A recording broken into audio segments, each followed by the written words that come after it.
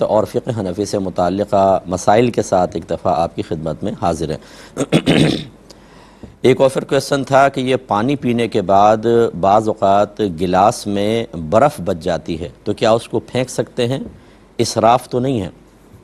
جی بالکل ہے، برف بھی پھینکنا گناہ ہے، اور اسی طرح پانی گلاس کے اندر آخر میں تھوڑا بہت پانی رہ جاتا ہے، بعض اوقات ہم پیتے ہیں اور اس کو پھینکتے ہیں، یہ عادت بنا لی ہے، یہ بھی غلط ہے۔ ایک ایک پانی کا قطرہ اللہ تبارک و تعالیٰ کی نعمت ہے۔ پہلی بات تو یہ کہ گلاس میں آپ اتنا ہی پانی لیں جتنا آپ کو اپنی پیاس محسوس ہو رہی ہے، کم لے لیں تاکہ بعد میں تھوڑا سا اور لے کے چلیں، پیاس پوری کر لیں، بجھا لیں، لیکن زیادہ نہ لیں۔ اور اگر زیادہ آ جائے تو اس کو پھر علیحدہ رکھ کے ڈھک کے رکھ دیں، بعد میں اسی میں مزید ٹھنڈا پانی ملا کے آپ پی لیں، لیکن پھینکنا اسراف اور گناہ ہوگا۔ اسراف کا مطلب یہ ہوتا ہے کہ اللہ تعالیٰ کی کسی بھی نعمت کو اس طرح استعمال کرنا کہ نہ اس میں کوئی دین کا فائدہ ہو نہ دنیا کا فائدہ، اس کو ضائع کر دینا، اور یہ پانی پھینکنے میں یہی معاملہ ہے۔ اس لیے جس نے ایسا کیا وہ اللہ تعالیٰ کی بارگاہ میں توبہ کرے۔ ایک یہ شعر کسی نے بھیجا تھا کہ خدا خود بن کے آتا ہے خریداروں کی صورت میں، میرے محبوب کا سودا سر بازار ہوتا ہے، کیا حکم شرع ہوگا؟ دیکھیں، اس شعر کے کفر ہونے میں کوئی شبہ نہیں ہے کہ خدا خود بن کر آتا ہے خریداروں کی صورت میں۔ اب یقینی سی بات ہے کہ خریدار تو انسان ہوں گے، جنات بھی نہیں آتے انسانوں کے پاس خریدنے، تو یہ گویا کہ انسانوں کی شکل میں تبدیل ہو کے اللہ تبارک و تعالیٰ آ گیا، اور پھر اس کو خریداری کی ضرورت کیا ہے؟ یہ مطلب دونوں مفہوم جو ہیں، یہ سوچ، یہ فکر جو ہے وہ جہالت سے بھرپور اور ناپاک و مکروہ سوچ ہے۔ یہ وہ سوچ ہے کہ جس میں انسان اپنے آپ کو عاشق رسول ثابت کرنے کے لیے قیودات، لمیٹیشنز اور شرائط اور دیگر قوانین ان سب کو پھلانگ جاتا ہے، شریعت کا لحاظ نہیں کرتا اور سمجھتا ہے کہ اس پر بھی اللہ تعالیٰ مجھ سے راضی ہو جائے گا، اور نبی کریم صلی اللہ علیہ وسلم بروز قیامت مجھے سینے سے لگائیں گے اور میری شفاعت کریں گے۔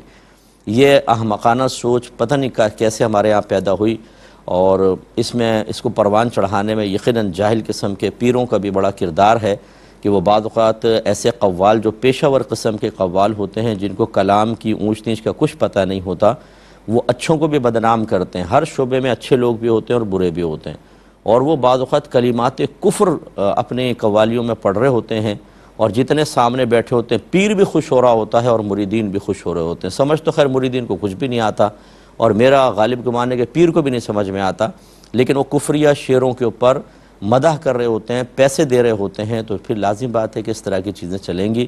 میں تمام اپنے دیکھنے والے بھائی بہنوں سے گزارش کرتا ہوں کہ نبی کریم صلی اللہ علیہ وسلم کی تعریف میں ایسا مبالغہ کرنا کہ معاذاللہ ذات باری تعالیٰ کی حقارت پیدا ہو، اس کی تحقیر کا پہلو نکلے، توہین کا پہلو نکلے، یاد رکھیں نہ اس سے اللہ راضی ہوگا، نہ ہمارے سرکار صلی اللہ علیہ وسلم راضی ہوں گے، بلکہ میرے آقا صلی اللہ علیہ وسلم تو ایک مرتبہ گزرے اور صحابہ کرام حضرت اس طرح آپ کی تعریف کر رہے تھے، اور موسیٰ علیہ السلام کا ذکر اس انداز سے کر رہے تھے کہ بظاہر ایسا لگتا تھا کہ مطلب اس میں کچھ نامناسب پہلو سرکار کو محسوس ہوا، تو آپ نے ارشاد فرمایا کہ موسیٰ کو مجھ پر فضیلت مت دو، اور مجھے موسیٰ پر فضیلت مت دو۔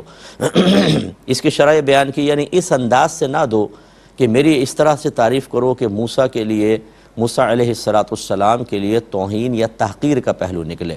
اس لیے اچھی طرح یاد رکھیں کہ سرکار کی اگر تعریف کریں اور ان کے مقابل جبرائیل علیہ السلام کا ایسے ذکر کریں کہ جیسے بالکل غلام، اور یعنی توہین کے ساتھ لگ رہی ہو توہین، سننے والا بھی کہ یار توہین کا سا پہلو ہے، اور اسی طرح انبیاء علیہ السلام کا ذکر کرنا یا اور کسی یا ذات باری تعالیٰ کے بارے میں ایسا کرنا، یہ سب منع ہوتا ہے، اس سے اجتناب کیجئے۔ اگر آپ یہ سمجھیں کہ ہم جتنا بھی مبالغہ کر لیں، جتنا بھی غلوف کر لیں، اللہ تعالیٰ کی بارگاہ میں مقبول ہوگا، ایسا نہیں ہے، اس کی لیمیٹیشنز ہیں۔ اگر آپ کوئی ایسی چیز سنتے ہیں یا پڑھتے ہیں تو فوراً مستند علماء کرام سے تصدیق کریں، اس کے بعد آگے فارورڈ وغیرہ کریں، ورنہ اللہ کی بارگاہ میں توبہ کریں۔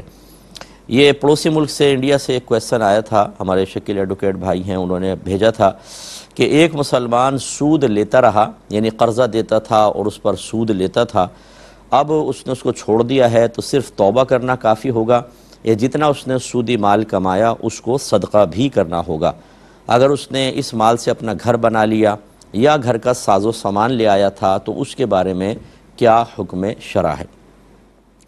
دیکھیں پہلے ایک بات سمجھ لیجئے کہ جو انڈیا کے مسلمان ہیں اور کفار ہیں وہ حربی کفار ہیں، اور حربی اسے کہتے ہیں کہ جو ذمی یا مستامن نہ ہو۔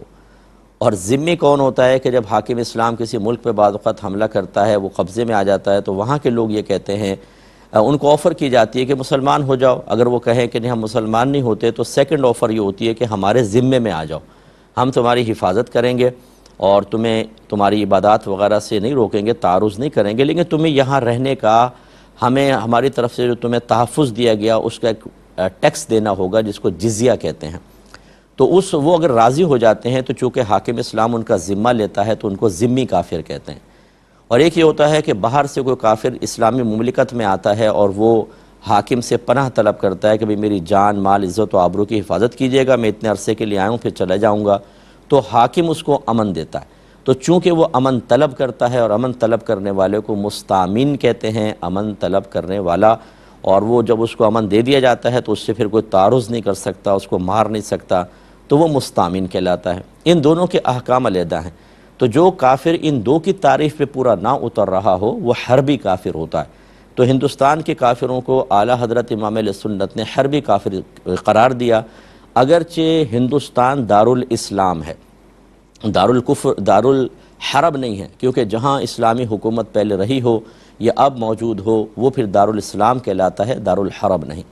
تو اب جواب آپ کا یہ ہے کہ اس نے سود لیا، انہیں قرضہ دیا کس کو ہے؟ اگر تو مسلمانوں کو دیا ہے اور اس سے لیا ہے تو یہ گناہ کبیرہ تھا، اگر حلال سمجھ کے کیا تھا تو یہ دائرہ اسلام سے خارج کافر ہو گیا، مرتد ہو گیا۔ اللہ تعالیٰ کی بارگاہ میں توبہ کرے اور فوراً سے پیشتر تجدید ایمان، تجدید نکاح کرے، اور جتنا یہ پیسہ لیا تھا جن کے بارے میں یاد ہے، کیونکہ یہ کھاتہ بناتے ہیں، پورا ان کے پاس ہوتا ہے، ایک ایک کو وہ سود واپس کرے گا۔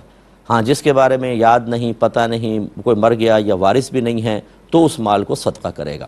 اور اگر کافر سے یہ معاملہ کیا ہے تو کفار چونکہ حربی ہیں، اب یہاں علماء کی دو رائے ہیں۔ بعض علماء کہتے ہیں حربی کافر سے بھی سود لینا دینا ناجائز ہے، جس میں ہم بھی شامل ہیں تو ہم تو منع کریں گے، لیکن اگر وہ حربی کافر سے اس نے ایسا معاملہ کیا تو ایک دوسرا گروپ علماء کا، اور اچھے خاصے مستند علماء، بڑے بڑے علماء ہیں، وہ یہ کہتے ہیں کہ کافر کو اگر آپ نے قرضہ دیا، اس سے زائد لیا تو سود کی نیت سے نہ لیں۔ ویسے زائد کے کفار کا مال مباح ہے، ہم دھوکہ بھی نہیں دے رہے، جھوٹ بھی نہیں دے رہے، کر رہے یا بول رہے، تو ہمارے لیے مال جائز ہے، تو ان کے لیے وہ طیب اور حلال ہے۔ تو ایسے کسی مفتی صاحب سے مسئلہ وہ معلوم کر لیں، اگر وہ اس کی پرمیشن دے دیتے ہیں پھر تو ان کو صدقہ کرنے کی بھی حاجت نہیں ہوگی، وہ اپنے پاس رکھ سکتے ہیں۔ اور لیکن چونکہ انہوں نے پوچھا نہیں تھا کسی سے پہلے اور یہ قدم اٹھایا، ہمارا تو مشورہ یہ ہوگا کہ اس مال کو بھی صدقہ کر دیں۔ اگر گھر بنا لیا ہے اس کا اماؤنٹ نکال لیں، گھر رکھ لیں، اتنا اماؤنٹ صدقہ کر دیں، یعنی اس کی قیمت موجودہ کرنٹ ویلیو نکال لیں۔ اسی طرح ساز و سامان ہے، بعینی صدقہ کرنے کے بجائے اس کی قیمت نکال لیں، اتنی قیمت صدقہ کر دیں تو یہ مکان اور ساز و سامان رکھ سکتے ہیں۔ لیکن اگر وہاں کے کوئی مستند مفتی صاحب ان کو اس کی پرمیشن دے دیتے ہیں، اجازت دے دیتے ہیں، تو پھر ان کے لیے یہ سب رکھنا وغیرہ جائز ہوگا۔ ہاں جو انہوں نے سود کی نیت سے لیا، اگرچہ وہ سود کا اطلاق نہیں ہوتا تھا اس کے اوپر دیگر علماء کے نزدیک، اس پر وہ توبہ کر لیں، لیکن اس کے لیے ان کو وہاں کے کسی اچھے مستند مفتی صاحب سے مشورہ کر کے پھر اس کا مسئلہ معلوم کرنا چاہیے اور اس پر پھر وہ عمل کریں۔ ایک کالر ہمارے ساتھ ہیں، السلام علیکم۔ شاید لائن ڈراپ ہو گئی ہے۔ ایک اور کالر ہیں، السلام علیکم۔ السلام علیکم۔ وعلیکم السلام مفتی صاحب۔ جی فرمائیے۔ جی میرا یہ سوال ہے کہ اگر بیوی نے شوہر کو طلاق جہالت کی وجہ سے، بیوی کو تو معلوم، عورت کو تو معلوم نہیں کہ اس کے ہاتھ میں کوئی اختیار ہے یا نہیں ہے، مرد کے ہاتھ میں طلاق کا اختیار ہوتا ہے، عورت کے ہاتھ میں نہیں ہوتا، لیکن عورت جہالت کی وجہ سے اگر شوہر کو طلاق دے رہی ہے اور شوہر یہ سن کر اچھا اگر کرے تو کیا نکاح پہ کوئی اثر ہوگا؟ ایک بات۔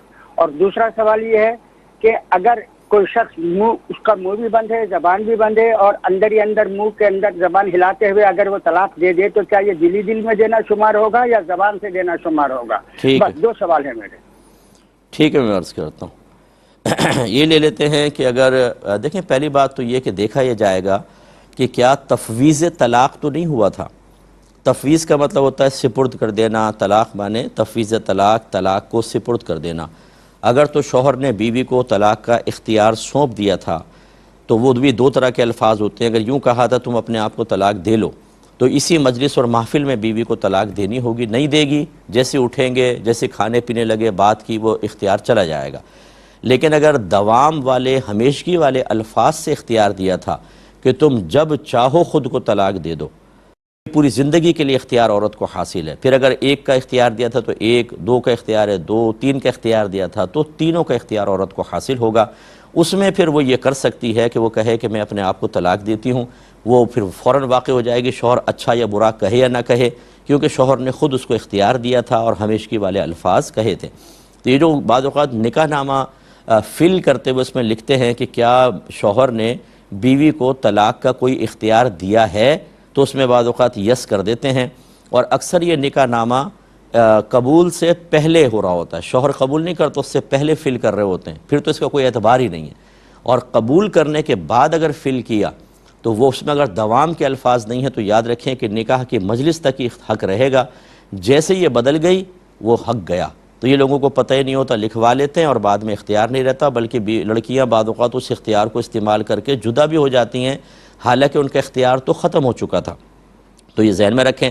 اچھا، اب اگر شوہر نے تفویض طلاق نہیں کیا تھا، ویسی عورت کو معلوم نہیں تھا، اس نے کہا میں اپنے طلاق دیتی ہوں، تو اس میں پھر یہ ہوتا ہے کہ اگر شوہر نے جواب میں اچھا کہا تو اس کی نیت معلوم کریں. اگر وہ واقعی اس کو کہہ رہا تھا کہ ہاں ٹھیک ہے، ایک تو ہاں ٹھیک ہے کہتا تو پھر تو کوئی شبہ ہی نہیں تھا، لیکن اچھا میں تو یہ ہو سکتا ہے تنزیہ بھی کہہ سکتا ہے اچھا یوں. تو اگر شوہر کہتا ہے کہ ہاں میں نے اس کی تصدیق اور تائید کی ہے تو پھر طلاق واقع ہو جائے گی. ایک مختصر سا بریک لیں گے، ہمیں یقین ہے آپ ہمارے ساتھ ہی رہیں. بسم اللہ الرحمن الرحیم. پہلے کال لیتے ہیں. السلام علیکم. وعلیکم السلام. مفتی صاحب میں دو سوال تھے. جی بولیے. ایک ہے کہ اگر کوئی بیوی ہے وہ کسی قیمت نماز پڑھنے کو تیار نہیں، کام ساری کریں گی، سب کچھ گھومے پھریں گے، لیکن نماز پڑھنے کو بول دو تو نہیں، تو ایسی بیوی کو طلاق دینا جائز ہوگا یا گناہ ہوگا؟ ٹھیک ہے. اور دوسرا سوال ہے کہ اگر قبر میں کیا شہید سے بھی سوالات ہوں گے یا ہر کسی سوالات ہوں گے؟ ضروری ہے شہید سے بھی ہوں گے کیا مفتی صاحب؟ چلیں بتا دو. ایک انہوں نے پوچھا کہ چلیں پہلے ایک اور کالر ہیں. السلام علیکم. وعلیکم السلام ورحمۃ اللہ. جی بھائی جان. پہلا سوال میرا ذرا یہ ہے کہ ایک انسان جاب کرتا ہے لیکن اس جاب کی جانب انسان کا قلبی میلان ہو ہی نہیں رہا، دل سے کام نہیں کر رہا، لیکن کام وہ کر رہا ہے، زبردستی کر رہا ہے، تو کیا وہ اجرت کا مستحق ہوگا؟ ٹھیک ہے. اور دوسرا سوال یہ ہے کہ کسی سے قرض مانگنا کیا یہ دستے سوال دراز کے مترادف نہیں ہے؟ اور تیسرا سوال یہ ہے کہ زیر کاش زمین پر قربانی واجب ہوگی؟ ٹھیک ہے. اور چوتھا یہ ہے کہ ٹھیکے پہ زمین دی ہوئی ہے تو اس پر قربانی کا کیا حکم ہوگا؟ ٹھیک ہے. میں عرض کرتا ہوں. تو انہوں نے کہا کہ کسی کی زبان بند ہے اور اس نے منہ میں زبان ہلائی لیکن الفاظ کوئی باہر نہ آ سکے اور اس نے طلاق دے دی، تو کیا طلاق ہوگی کہ نہیں؟ دیکھیں اس طرح طلاق نہیں ہوتی. خالی ذہن میں سوچنا، خالی زبان کو ہلانا، حتیٰ کہ ہونٹ بھی ہلاتے اور آواز نہ نکلتی تو اس سے طلاق واقع نہ ہوتی، تو لہٰذا اس سے کوئی طلاق واقع نہیں ہوئی. یہ بھائی نے کہا کہ بیوی نماز نہ پڑھے، باقی سارے کام کرے، کسی قیمت نماز نہیں پڑھتی، گھوم بھی رہی ہے، پھر بھی رہی ہے، فلاں بھی کر رہی ہے، تو کیا ایسی بیوی کو طلاق دینا جائز ہے یا گناہ ہے؟ دیکھیں ہمارا مشورہ تو یہ ہے کہ سب سے پہلے تو جب آپ نکاح کرتے ہیں تو آپ یہ کنڈیشن کیوں نہیں رکھتے کہ ہم یعنی لڑکی والوں کو کہہ دیں کہ ہم لڑکی کو نماز بھی پڑھوائیں گے، برقع بھی کروائیں گے، پردہ بھی کروائیں گے، یہ ہماری کنڈیشنز ہیں، ہمارا مذہبی ماحول ہے، اگر آپ قبول کرتے ہیں ٹھیک، نہیں کریں تو بعد میں بدمزگی ہوگی، مناسب نہیں ہے. پہلے ہم ایسا کچھ بھی نہیں کرتے، ہم کہتے ہیں نکاح ہو جانے دو پھر دیکھیں گے. اچھا، نکاح ہو جانے کے بعد پھر معذرت کے ساتھ بعض وقت شوہر کو یہ پتہ ہی نہیں ہوتا کہ اس پر کون کون سی چیز فرض اور واجب ہے، یعنی بیوی بچوں کی تربیت کے لحاظ سے، اور کس انداز سے کرنا ہے. اعمال کے اندر تفاوت ہوتا ہے، فرض ہے، واجب ہے، سنت موقدہ، غیر موقدہ، مستحب ہے، مباح ہے. اسی طرح اپوزٹ پھر حرام ہے، مکروہ تحریمی، اصاعت، مکروہ تنزیہی، خلاف اولا. کس چیز کی تبلیغ کرتے ہوئے، کس چیز کی تلقین کرتے ہوئے سختی کرنی ہے، کہاں نرمی کرنی ہے، کہاں درگزر کرنا ہے، کہاں پر بالکل اوائڈ نہیں کر سکتے چیز کو، یہ پوری ایک تربیت کا تقاضا کرتا ہے، جس کے لیے میں گزارش بار بار کرتا ہوں کہ میری کتاب آپ قرب الہی خریدیں. یہ اس دور کی بیسٹ بک ہے، انشاءاللہ آپ لیں گے آپ کو بہت فائدہ ہوگا، کم از کم معلومات تو حاصل ہوں. اب وہ بھی ہمیں نہیں آتا.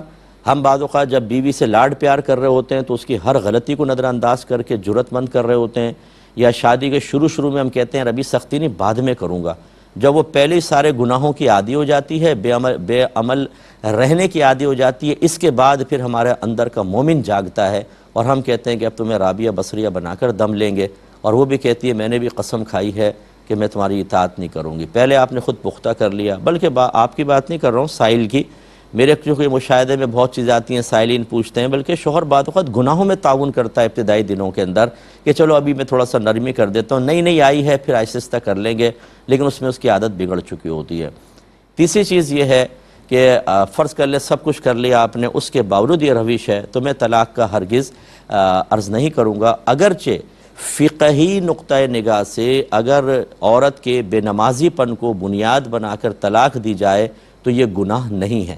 حضرت عبداللہ بن عمر رضی اللہ تعالی عنہما کے بارے میں منقول ہے کہ ایک زوجہ کی نماز میں کوتاہی کی بنا پر ہی آپ نے ان کو طلاق دے دی تھی، یہ ثابت ہے، تو یہ گناہ تو نہیں ہے، لیکن میں اس کا مشورہ ہرگز نہیں دوں گا، اس لیے کہ صرف ایک نماز ہی تو فرض نہیں ہے، اور بہت ساری چیزیں ہیں اور بہت ساری خرابیاں ہیں۔ آپ نے فرض کر لیں کہ نماز کے اوپر طلاق دے دی، دوسری شادی کی، وہ نماز پڑھتی ہے لیکن اس میں دوسری شرعی قباحت ہے، پھر کیا کریں گے؟ اس کو بھی طلاق دیں گے؟ یا سارا دین سمٹ کے صرف نماز میں آ گیا ہے، باقی چاہے اور فرائض میں کوتاہیاں ہو رہی ہوں، سوچ میں، فکر میں، نظر میں، سماعت میں، بولنے میں، ملاقات میں، دوستیاں کرنے میں، وہ سب ایک طرف صرف نماز کو ہم بنیاد بنا کے سمجھے پورا دین یہ ہے، تو یہ بڑے مسائل ہوتے ہیں۔ تو میں یہ مشورہ ہرگز نہیں دوں گا کہ آپ ایک چیز کو بنیاد بنا کر طلاق دیں، بلکہ آپ انتہائی پیار محبت کا ماحول بنائیں، مذہبی ماحول بنائیں، درس رکھیں گھر کے اندر، درس قرآن، درس حدیث۔ ہمارے پروگرام آپ دیکھیں جو ہمارے تدبر قرآن میں نے QTV پہ ریکارڈ کی تھی، تفسیر قرآن ہے، YouTube پہ ڈلی ہوئی ہے، ایک ایپیسوڈ ڈیلی سب کو بٹھا کر دکھا دیا کریں، انشاءاللہ آپ کا آدھے سے زیادہ 75% کام تو اس تفسیر سے ہو جائے گا۔ اتنی بیسٹ عوامی تفسیر ہے کہ اگر آپ بچوں کو سامنے بٹھا دیں، بیوی کو بٹھائیں تو بہت کچھ سیکھنے کا موقع ملتا ہے۔ ایک دفعہ وہ سنوا دیں، درس بخاری ہمارا آتا ہے، احکام شریعت پروگرام ہے، اسی طرح اچھا ماحول اگر وہاں پر کوئی ہے تو وہاں زوجوں کو لے کر جائیں تاکہ مذہبی عورتوں کے درمیان بیٹھ کے ایک ماحول بنے۔ اللہ تعالیٰ بہتری کرے گا۔ اس کے باوجود اگر وہ کوتاہی کرتی ہیں، دعا کریں ان کے لیے کہ اللہ تعالیٰ میری زوجوں کو ہدایت عطا فرما۔ امید ہے کہ انشاءاللہ ہماری بہن بھی نماز پڑھنے لگیں گی۔ اگر میری بہن فرض کر لیں آپ کے گھر کا مسئلہ ہے، کسی کا بھی میرا یہ پروگرام یہ کلپ نکال کے دکھا دیجئے گا، سنا دیجئے گا، اللہ ہدایت دینے والا ہے۔ میں اپنی بہنوں سے گزارش کرتا ہوں، یہ آپ کا جو گھومنا پھرنا اور یہ شوہر کے تلقینات کے باوجود اس کے سینے پہ چڑھ کے جواب دینا اور اللہ کی ہدایت کو قبول نہ کرنا، یہ آپ کی زندگی تک ہے۔ ہو سکتا ہے آپ کا ایکسیڈنٹ ہو جائے، ٹانگیں ٹوٹ جائیں، بستر پہ پڑ جائیں، نہ چل سکیں گی نہ پھر سکیں گی، اس طرح کی کوئی دنیا کے اندر سزا ظاہر ہو گئی، پھر کیا ہوگا؟ اور مرنے کے بعد جب سب آپ کو قبر میں، اندھیری قبر میں چھوڑ کے تنہا واپس آ جائیں گے، اور وہاں بحکم حدیث بے نمازی کو قبر ایسا دباتی ہے کہ اس کی ادھر کی پسلیاں ادھر اور ادھر کی پسلیاں ادھر گھس جاتی ہیں، بالکل کچومر بن جاتا ہے، اور عذابات اس پہ عذابات قبر مسلط ہو جاتے ہیں۔ اور جو سفر معراج میں سرکار نے عذابات قبر دیکھے کہ بے نمازی زمین پہ پڑا ہوا تھا، ایک آدمی پتھر مارتا تھا اور اس کا سر بالکل کچل جاتا تھا، پتھر دور جاتا، وہ جا کے پتھر لاتا، اتنے سر ٹھیک ہو جاتا، بار بار یہی۔ تو سرکار کو بتایا گیا کہ یہ وہ شخص تھا جو نماز چھوڑ کر سو جایا کرتا تھا، اسے یہ عذاب اب قیامت تک ہوتا رہے گا۔ میری بہنوں ذرا غور کریں، آپ تھوڑی سی بات کسی کی برداشت نہیں کرتی، سارا زندگی اپنے دل میں رکھتی ہیں، یہ بات چپ گئی تھی مجھے، میرے سینے کے اندر محفوظ ہے یہ بات، اتنا سا درد آپ برداشت نہیں کر سکتی، بات کا تو اندازہ کریں یہ سخت عذاب کیسے برداشت کریں گی۔ اس لیے میں اپنی بہنوں سے گزارش کرتا ہوں، خدارا جو اللہ نے آپ کو نعمتیں دی ہیں اس کے شکرانے کا بہترین طریقہ 5 وقت نماز پڑھنا ہے۔ آپ نہیں پڑھیں گی تو آپ کے بچے بھی بے نمازی رہیں گے، انہیں عذاب قبر ہوگا، میدان محشر میں ذلیل ہوں گے، رسوا ہوں گے، خدا نہ کرے، اور اللہ ناراض ہوا تو جہنم میں۔ تو کیا وہ پلٹ کر آپ کو دیکھ کر شاید یہ جملہ نہیں کہیں گے کہ امی کون سی دوستی نکالی تھی، کون سی دشمنی نکالی تھی، کیا یہ آپ کی محبت تھی کہ آپ نے ہمیں جہنم کا راستہ دکھا دیا؟ امید ہے کہ آپ بات سمجھیں گے۔ یہ کہتے ہیں کہ کیا شہید کو جب قبر میں رکھا جاتا ہے تو کیا اس سے بھی قبر کے سوالات ہوتے ہیں؟ جی بالکل ہوتے ہیں، ہر ایک سے ہوتے ہیں، اس میں استثناء کسی کا بھی نہیں ہے، ہوں گے۔ بعض اگر کہیں ذکر کیا ہو تو وہ بہت ہی کوئی شاذ صورت ہوگی، ورنہ سب سے ہی ہوتے ہیں، حتیٰ کہ صحابہ کرام علیہم الرضوان جو شہداء سے یقیناً بلند و بالا ہیں، ان کے سے بھی سرکار نے ارشاد فرمایا کہ سوالات ہوں گے، جس پر عمر فاروق رضی اللہ تعالیٰ عنہ نے عرض کیا رسول اللہ کیا اس وقت میری عقل سلامت ہوگی؟ سرکار نے فرمایا کہ ہاں، پھر عرض کی کہ پس پھر تمہیں دیکھ لوں گا۔ یعنی پھر مجھ پہ منکر نکیر کی کوئی دہشت وغیرہ طاری نہیں ہوگی، کیونکہ بڑے مضبوط آدمی تھے۔ تو خلاصے کلام یہ کہ ہوں گے، لیکن وہ سوالات حقیقتاً امتحان کے لیے نہیں ہوتے، ایک قانونی کارروائی کو پورا کرنے کے لیے ہوتے ہیں، اور وہ انشاءاللہ ان جوابات میں بالکل کامیاب ہوں گے۔ یہ کہتے ہیں اگر کوئی شخص جاب کر رہا ہے لیکن اس کا قلبی میلان جاب کی طرف بالکل نہیں، زبردستی کر رہا ہے، کام پورا کرتا ہے، تو کیا وہ سیلری کا مستحق ہوگا یا نہیں ہوگا؟ جی بالکل ہوگا۔ اصل میں جب آپ جاب کرتے ہیں تو ایک تو جتنے وقت آپ نے مختص کیے ہیں، خاص کیے ہیں ڈیلی، جیسے صبح 8 سے 5 بجے تک ڈیوٹی ہے، اس وقت میں وہاں حاضر رہنا، اور پھر جو کام آپ کو دیا جائے اس کام کو دیانتداری کے ساتھ کرنا۔ دیانتداری کا مطلب یہ ہوتا ہے کہ اگر ہائی لیول کا کام آپ سے طے کیا ہے، اس کی سیلری ہے، تو پھر آپ کو بالکل ہائی لیول کا کام کرنا ہوگا، اور اگر مطلب ہائی لیول کا نہیں ہے تو پھر کم از کم اوسط درجے کا کرنا ہوگا۔ اس میں آپ کا دل راضی ہے نہیں ہے، موڈ ہو رہا ہے نہیں ہو رہا، اصل تو اجرت وہاں حاضر رہنے اور کام کی ہے، آپ کی قلبی کیفیت کی اجرت نہیں ہوتی، تو لہٰذا بالکل سیلری جائز ہے، کام میں کوتاہی نہیں ہونی چاہیے۔ ایک یہ کہتے ہیں اگر کوئی قرض مانگتا تو کیا یہ دستے سوال دراز کرنا نہیں ہے؟ بالکل ہے۔ اسی لیے میرے آقا صلی اللہ علیہ وسلم نے بلا ضرورت قرض لینے کو ناپسند فرمایا، بلکہ شروع میں جب آپ ہجرت فرما کر آئے اور کسی جب جنازہ آتا تو آپ پوچھتے اس پہ کسی کا قرض ہے کہ نہیں، اگر بتایا جاتا کہ قرض ہے تو آپ فرماتے تم اس کا جنازہ پڑھ لو، میں نہیں پڑھوں گا، یعنی آپ اتنا ناراض ہوتے تھے، کیونکہ یہ ویسے وہ دستے سوال میں نہیں ہے جو پیشہ ور فقیر کرتے ہیں، لیکن ہے، اور اس میں بھی ایک مومن اپنے آپ کو ایک طریقے سے اپنے وقار سے نیچے لے کر آتا ہے کہ جب ہم کسی سے قرضہ لے لیتے ہیں تو پھر ہماری نگاہیں جھک جاتی ہیں۔ الاحسان یقطع اللسان، کہ جب احسان لیتے ہیں تو زبان کٹ جاتی ہے، اب آپ اس کو نیکی کی تلقین نہیں کر سکتے، اس کو برائی سے نہیں روک سکتے، کیونکہ آپ اس کے احسان تلے دبے ہوئے ہیں۔ اور اگر اس طرح قرض طلب کیا کہ سامنے والا ذلیل کرے آپ کو، اور آپ کو یقین بھی ہے کہ برا بھلا کہے گا، ذلیل کرے گا، پھر تو یہ دستے سوال دراز کرنا، قرض ایسے شخص سے مانگنا گناہ بھی کہلائے گا۔ ہاں جیسے اب دوست احباب ہیں، آپ کو پتہ ہے وہ برا بھلا نہیں کہیں گے، اور بوقت ضرورت قرضہ لینے میں حرج بھی نہیں ہے، میرے آقا صلی اللہ علیہ وسلم سے بھی یہ بات ثابت ہے، لیکن وہ وہی ہے کہ اپنے آپ کو معاذ کوئی حقارت پہ کوئی پیش کیا تھا عزت اور احترام کے ساتھ، تو پھر قرض لے سکتے ہیں، لیکن حتی الامکان نہ لے، اور یہ اس دستے سوال دراز کرنے میں نہیں آئے گا جو سرکار نے وعید بیان فرمائی، کیونکہ وہ تو اس کے لیے ہے جو بلا ضرورت دستے سوال دراز کرے، جبکہ قرض اگر ضرورت کے تحت لیا جا رہا ہے تو یہ تو ضرورت کے تحت آیا، بلا ضرورت نہیں ہے، لہٰذا اس حدیث کا اطلاق اس پر نہیں ہوگا۔ ایک انہوں نے کہا کہ کیا زیر کاشت زمین اگر ہو تو اس پہ قربانی ہوتی ہے، ایسی ٹھیکے پہ دی ہو؟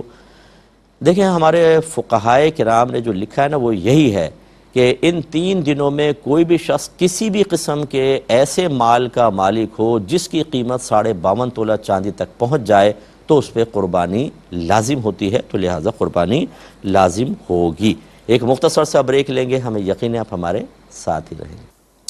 بسم اللہ الرحمن الرحیم۔ ایک بھائی نے کہا کہ میری برقعوں کی دکان ہے، میرے جو پڑوس والے دکاندار ہیں وہ اپنا بجلی کا میٹر الٹا کر دیتے ہیں تو وہ سلو چلنا شروع ہو جاتا ہے، کوئی ایسی کرامت ان کی حاصل ہے ان کو، اور وہ اس کو پھر میرے برقعوں کے پیچھے چھپا دیتے ہیں جو میں نے ڈیزائن کے لٹکائے ہوتے ہیں ان کے، اور مجھے کہہ دیتے ہیں کہ اگر کبھی برقعے اتارنے ہو تو بتا دینا تاکہ ہم اس کو پہلے سیدھا کر لیں، کوئی دیکھ نہ لے۔ تو کہتے ہیں میرے لیے کیا حکم ہے، میں تعاون کروں یا نہ کروں، کیا مسئلہ ہے؟ دیکھیں اگر آپ نے برقعے اس لیے نہیں لٹکائے کہ اس کا میٹر چھپ جائے اور وہ بجلی چوری کرے تو پھر آپ معاون نہیں کہلائیں گے۔ اب وہ ان برقعوں کا ناجائز فائدہ اٹھائے، لٹکے ہوئے برقعوں کا، اس کے پیچھے کارروائی کریں تو آپ بری ذمہ ہیں، آپ کی کوئی گرفت نہیں ہے، نہ آپ کو کوئی مطلب یہ کہ ضروری ہے کہ آپ ان سے لڑائی جھگڑا کریں۔ آپ پیار محبت سے سمجھائیں کہ دیکھو جتنی آپ بجلی چوری کریں گے یہ بجلی چوری کرنا آپ کے پیسے کم کروا دے گا، لیکن ہو سکتا ہے تمام علاقے والوں میں وہ زائد یونٹس جو ہیں تقسیم کر دیے جائیں اور دوسروں کے بل میں تھوڑا سا اضافہ کر کے ان سے وصول کیے جائیں، تو حقیقتاً یہ آپ بجلی چوری نہیں کر رہے بلکہ دوسروں کے کھاتے میں ڈال کر ان سے اپنا بل ادا کروا رہے ہیں، اور یہ حقوق العباد کا معاملہ ہے اور اس پر آخرت میں بہت شدید گرفت ہو سکتی ہے۔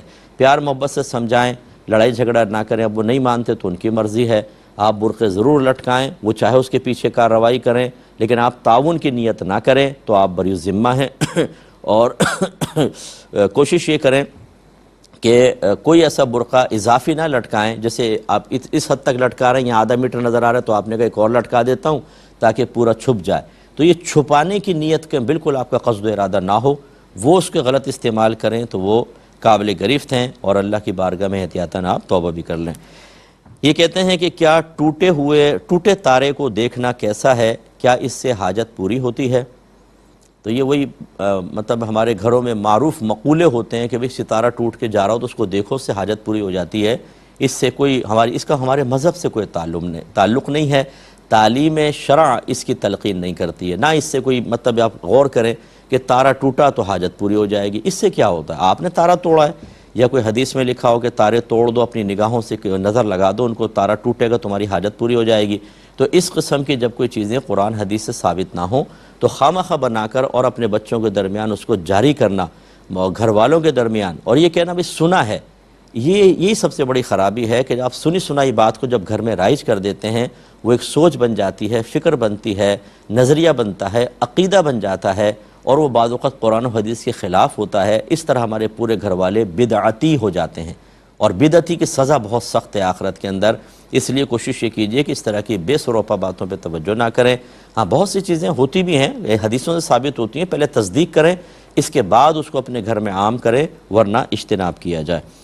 یہ کہتے ہیں یہ جو شعر ہے کہ تیرے تو وصف عیب تناہی سے ہیں بری، حیران ہوں میرے شاہ میں کیا کیا کہوں تجھے۔ یہ اس میں پہلے مصرے کا کیا مطلب ہے کہ تیرے تو وصف عیب تناہی سے ہیں بری۔ دیکھیں تناہی یہ مصدر ہے، کلام عرب میں استعمال ہوتا ہے، اور اسی کا اسم فاعل ہے متناہی۔ تناہی کا مطلب حد والا ہونا، متناہی جس کی کوئی حد ہو، حد والا ہونا، ٹھیک ہے نا؟ حد ہونا، تناہی کا معنی ہوا حد ہونا، اور متناہی حد رکھنے والا ہونا۔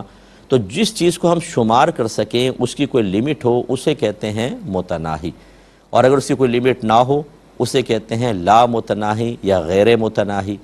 پھر وہ دو طرح کے ہوتے ہیں، ایک حقیقتاً لا متناہی، اور ایک ہماری سوچ فکر علم کے اعتبار سے لا متناہی۔ مثال کے طور پہ اللہ تبارک و تعالیٰ کے صفات یہ تمام لا متناہی ہیں، ان کی کوئی حد ہے ہی نہیں، اس کی کوئی لیمٹ ہے ہی نہیں۔ یہ نہیں کہ ہمیں نہیں معلوم، ہے ہی نہیں، اتنا علم ہے اللہ تعالیٰ کا جس کی کوئی حد نہیں۔ وہ کہاں تک دیکھتا ہے، کوئی حد نہیں۔ اس کا کلام کتنا ہے، کوئی حد نہیں۔ تو اس کی کوئی حد نہیں۔ اللہ کے لیے جو صفات ہیں تمام وہ لا متناہیہ ہوتی ہیں۔ لیکن دوسرا ہوتا ہے کہ کوئی حد تو ہوتی ہے، ہم اس پر مطلع نہیں ہوتے۔ جیسے آپ ایک صحرا میں کھڑے ہوں، آپ کہیں اس کی حد بتاؤ، آپ کہ یار ہمارے نزدیک تو نہیں لگتا، لا متناہی ہے۔ سمندر کے پاس کھڑے ہو جائیں، آپ کو دوسرا کنارہ نہیں نظر آئے گا زمین کا، تو آپ کہیں گے تو لا متناہی پانی ہے۔ وہ ہم اپنے علم کے اعتبار سے کہہ رہے ہوتے ہیں۔ یاد رکھیں جب ہم نبی کریم صلی اللہ علیہ وسلم کے لیے کہتے ہیں، فرض کریں کوئی کہے کہ آپ کا علم لا متناہی ہے، تو وہ اپنی ذات کے اعتبار سے کہہ رہا ہے کہ میری دانست میں یا میرے علم کے مطابق لا متناہی ہے۔ لیکن جب اللہ تبارک و تعالیٰ کے علم کے مقابل نبی کریم صلی اللہ علیہ وسلم کے علوم کو لایا جائے گا تو یہی کہا جائے گا کہ اللہ کے علوم لا متناہی اور نبی کریم صلی اللہ علیہ وسلم کے علوم کی انتہا ہے، اگرچہ ہم اس پر مطلع نہیں ہیں۔ یہ سمجھنے کے بعد ابھی سمجھیں، کہا یہ جا رہا ہے کہ سرکار کے اوصاف حمیدہ اتنے کثیر ہیں کہ ان کی کوئی حد ہی نہیں ہے۔ یعنی اگر آپ شمار کرنا شروع کریں اپنے علم کے اعتبار سے، آپ تھک جائیں گے، آپ کا علم ختم ہو جائے گا، آپ کی انگلیاں دکھ جائیں گی، آپ کا قلم خشک ہو جائے گا، لیکن میرے آقا صلی اللہ علیہ وسلم کے اوصاف حمیدہ ختم نہیں ہوں گے۔ تو یہ فرمایا کہ عیب تناہی سے اللہ نے آپ کے اوصاف کو بری کر دیا، یعنی ان کے اندر کوئی لمٹ آپ کو نظر نہیں آئے گی۔ اتنے اوصاف اللہ تعالیٰ نے اپنے حبیب کو عطا فرمائے، لیکن وہ وہی ہے کہ ہمارے علم کے اعتبار سے، ہماری دانست کے اعتبار سے، ورنہ اس کی کوئی نہ کوئی انتہا ضرور ہوگی کہ اللہ کے ما سوا جتنی بھی مخلوق ہے، اس کے ساتھ جتنی بھی صفات ہیں، ان کی کوئی نہ کوئی حد ضرور ہے۔ وہ لامتناہی نہیں ہے، ورنہ اللہ تعالیٰ کے اوصاف کے ساتھ برابری لازم آئے گی۔ لیکن یہ ضرور ہے کہ جو ہم مجازن یا عرفاً کہتے ہیں کہ سرکار کے اتنے اوصاف ہیں، اتنے اوصاف حمیدہ ہیں کہ ان کی کوئی انتہا نہیں ہے۔ تو یہ فرما رہے کہ ان کے اوصاف وصف جو ہیں وہ عیب تناہی سے بری ہیں، یعنی اس کی کوئی حد ہو یہ عیب سرکار کے ساتھ نہیں، لامتناہی آپ کے ہیں اوصاف حمیدہ۔ لیکن وہ لامتناہی کی جو ایک صحیح تعریف ہے، صحیح اس کی ڈیفینیشن ہے، صحیح اس کے بارے میں نظریہ ہے یا عقیدہ، وہ میں نے آپ کی خدمت میں ذکر کیا، اس پر ضرور توجہ رکھیے گا۔ یہ کہتے ہیں کہ کسی صحیح حدیث کو غلطی سے مذاق میں لے لینا، جبکہ مذاق کرنے والے کو علم نہ ہو تو کیا، اور بے ادبی کی نیت بھی نہیں ہے تو کیا حکم شرع ہوگا؟ دیکھیں جب کسی چیز کا تعلق دین کے ساتھ ہوتا ہے کہ نبی کریم صلی اللہ علیہ وسلم جب کوئی فرض کر لے سرکار کی طرف نسبت بھی نہیں کی، کوئی بات بیان فرمائی کہ دین میں یہ ہے، تو اس کا مذاق اڑانے کا کیا مطلب ہے؟ کوشش یہ کرنی چاہیے کہ پہلے اس بات کی تصدیق کر لی جائے کہ یہ قرآن کا یا حدیث کا کوئی مضمون تو نہیں ہے۔ اب اگرچہ اگر کسی کو معلوم نہیں تھا، کسی نے کوئی حدیث میں بات بیان کی اور سرکار کی طرف اس کو منسوب نہیں کیا اور سامنے والے نے اپنی عقل کے اعتبار سے سمجھا کہ یہ بات کہاں ہو سکتی ہے اور اس نے اس طرح کر دیا، تو بہرحال پھر بھی کلام رسول کے ساتھ تو مذاق کیا، اگرچہ دانستہ نہیں ہے تو بہرحال ایک بے ادبی کا پہلو ضرور ہے۔ اللہ تعالیٰ کی بارگاہ میں توبہ کریں اور احتیاطاً تجدید ایمان، تجدید نکاح کر لیں۔ اس میں ہم کفر کا حکم تو نہیں دیں گے، لیکن بہرحال بے ادبی ضرور ہے۔ ہاں اگر وہ نبی کریم کے حدیث کو سمجھ جاتا، بتاتے کہ نبی کریم کی حدیث ہے اور ہو بھی وہ جھوٹی حدیث نہ ہو، اب چاہے وہ ضعیف کے درجے میں کیوں نہ ہو، اس کا مذاق اڑانا، نبی کریم کے کلام کا مذاق اڑانا، یہ اصل میں وحی الہی کا مذاق اڑانا ہے۔ کیونکہ اچھی طرح یاد رکھیں کہ اللہ تعالیٰ نے جب اپنے حبیب کو پیغام بھجوایا تو اگر وہ مفہوم اور الفاظ اللہ کی طرف سے تھے اور نبی کریم صلی اللہ علیہ وسلم کو اس میں تبدیلی کا کوئی اختیار نہیں تھا، جو اللہ تعالیٰ نے مفہوم آپ تک پہنچایا، جن الفاظ کے ساتھ بیان کرنا تھا اس میں آپ کو بونڈ کر دیا گیا، اسے کہتے ہیں قرآن۔ وہ جبریل امین وحی لے کر آتے تھے، لیکن اگر معنی مفہوم اللہ کی طرف سے آپ کے قلب پر القاء ہوئے، الفاظ کے انتخاب میں آپ کو اختیار دے دیا گیا، اسے کہتے ہیں حدیث۔ اسی لیے قرآن کو وحی جلی کہتے ہیں اور حدیث کو وحی خفی کہا جاتا ہے۔ یہ اللہ کا ہی کلام ہوتا ہے، اللہ کا پیغام ہوتا ہے جو اپنے حبیب کے ذریعے وہ پہنچاتا ہے، لہٰذا اس کا مذاق اڑانا گویا کہ نبی کا بھی مذاق اڑانا ہے، آپ کے کلام کا مذاق اڑانا ہے، اللہ کے کلام کا مذاق اڑانا ہے، تو یقینی سی بات ہے کہ پھر اس میں سخت حکم لگے گا، اس لیے اس سے اجتناب کیا جائے۔ ایک یہ کہتے ہیں کہ گڑیا کی پینٹنگ کرنا کیا جائز ہے؟ جیسے گڑیا بن گئی، اس کے بال وال بنا رہے ہیں، اس پہ رنگ ونگ لگا رہے ہیں وغیرہ وغیرہ، یہ شرعاً جائز ہے کہ نہیں؟ جی بالکل کر سکتے ہیں، کیونکہ بچیاں کھیلتی ہیں گڑیاؤں سے، آج کل اس طرح کے ہزارہا کھلونے ہیں۔ اب اگرچہ اس میں ایک طویل بحث ہے آگے، اس پہ پھر کبھی میں کلام کر لوں گا کہ کھلونوں کی بیع جائز ہے کہ نہیں جائز ہے، وہ ایک الگ بحث ہے، لیکن یہ ضرور ہے کہ بچیوں کو گڑیوں سے کھیلنا بالکل جائز ہے، تو اس لیے اس پہ پینٹنگ وغیرہ کرنے میں کوئی مسئلہ نہیں ہے۔ ہماری والدہ سیدہ عائشہ صدیقہ رضی اللہ تعالی عنہا خود فرماتی ہیں کہ میں گڑیا سے کھیلا کرتی تھی، اور میرے پاس ایک گھوڑا بھی تھا۔ جب نبی کریم ایک دفعہ آئے تو میں نے ایک طاق کے اندر اپنا گھوڑا اور گڑیا کو رکھا ہوا تھا، تو سرکار نے دیکھا، فرمایا یہ کیا ہے؟ میں نے کہا میری گڑیا۔ فرمایا یہ کیا ہے؟ میں نے کہا گھوڑا۔ تو اس کے پر میں نے بنائے ہوئے تھے، سرکار نے فرمایا کہ اس کے تو پر ہیں، گھوڑے کے پر کہاں ہوتے ہیں؟ تو آپ نے کہتی ہے میں نے بھولے پن میں پھر یہ عرض کیا رسول اللہ کہ آپ کو نہیں معلوم حضرت سلیمان علیہ السلام کے پاس ایک گھوڑا تھا جس کے پر تھے؟ تو سرکار ہنس پڑے، اتنے ہنسے کہ آپ کی داڑھیں ظاہر ہو گئی۔ تو اب وہ یقینی سی بات ہے اس دور کے اعتبار سے کس طرح کا گڑیا اور کیسے تیار کی گئی ہوگی، جیسے پرانے زمانے میں وہ کپڑوں سے تیار کرتے تھے اس طرح کا ہوگا، اتنی فنیشنگ اور اس طرح کا تو نہیں تھا، لیکن بہرحال یہ تو ثابت ہے کیونکہ آپ کم سن تھیں، آپ تشریف لائی تھیں تو وہ سہیلیوں کے ساتھ کھیلتی تھیں اور گڑیوں سے کھیلتی تھیں، بخاری کی روایت موجود ہے۔ تو بچوں کا کھیل کود کرنا جائز طریقے سے، ان کو آلات لا کر دینا، اس میں حرج نہیں ہے، تو بہرحال پینٹنگ میں اس میں ہمارے نزدیک تو کوئی حرج نہیں ہے۔ ایک بچے نے پوچھا کہ ہم جو ایکسرسائز کرتے ہیں یا واک وغیرہ کرتے ہیں، اگر ہم یہ نیت کر سکتے ہیں کہ انہیں اللہ کی رضا کے لیے کر رہے ہیں، کیا حکم شرع ہوگا؟ دیکھیں اللہ کی رضا حاصل کرنے کے لیے اس عمل کا نیکی شمار ہونا ضروری ہے، وہ نیکی بھی تو ہو یا کسی نیکی کے حصول کا ذریعہ ہو، یعنی فی نفسی آپ دیکھیں تو اس میں کوئی نیکی نظر نہیں آتی، لیکن وہ کسی ایسی چیز تک پہنچا دے جس سے اللہ کا قرب حاصل ہو سکتا ہو۔ تو یوں سمجھ لیجئے کہ ہر وہ عمل جس سے اللہ کے قرب حاصل ہو سکتا ہو، اس کی رضا حاصل ہو سکتی ہو، اس میں رضا الہی کی نیت کریں گے۔ خالی اگر ویسے آپ ایکسرسائز کر رہے ہیں، واک کر رہے ہیں اور کوئی نیت نہیں ہے، بس اس سے اللہ راضی ہو جائے، تو وہ کوئی فی نفسی نیک عمل تو نہیں ہے۔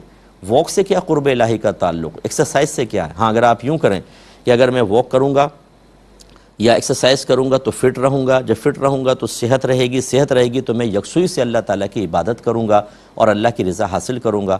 اب آپ کے لیے ایکسرسائز کرنا اور آپ کو واک کرنا جبکہ شرعی تقاضوں کے دائرے میں رہ کر ہو، انشاءاللہ باعث ثواب بھی ہو سکتا ہے۔